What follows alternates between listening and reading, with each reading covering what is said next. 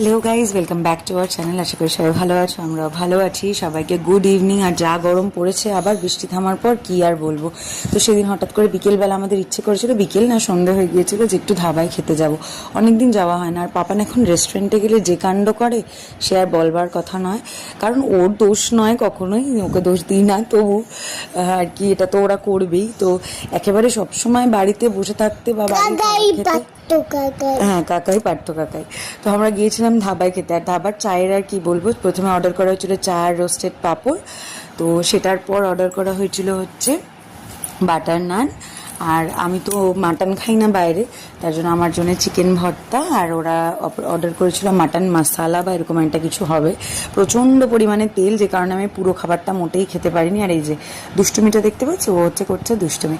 প্রচণ্ড তেল দেওয়া ছিল, ওপর থেকে অনেকটা তেল ফেলে দেওয়ার পরেও আমি পুরো খাবারটা খেতে পারিনি। আসলে বাইরের খাবার না খেতে খেতে অভ্যেস চলে গেছে।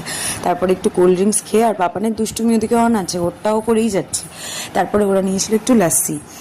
ঠান্ডা ঠান্ডা গরমের মধ্যে বেশ ভালোই লাগছিলো। আমি যদি এবার টেস্ট করিনি। তারপর ফেরার পথে গিয়েছিলাম একটু মাসির বাড়িতে।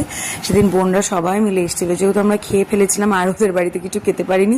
সেদিন মেশো অনেক কিছু রান্না করেছিল, লুচি, মাটন, মিও করেছিল, সবাই মিলে করেছিল।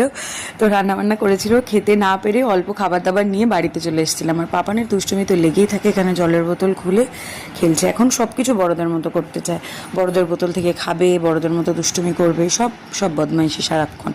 তো চলো, ভিডিওটা কেমন লাগলো জানিও। নেক্সট আবার অন্য ভিডিওতে খুব শিগগিরই দেখা হচ্ছে। আজকের মতো টাটা।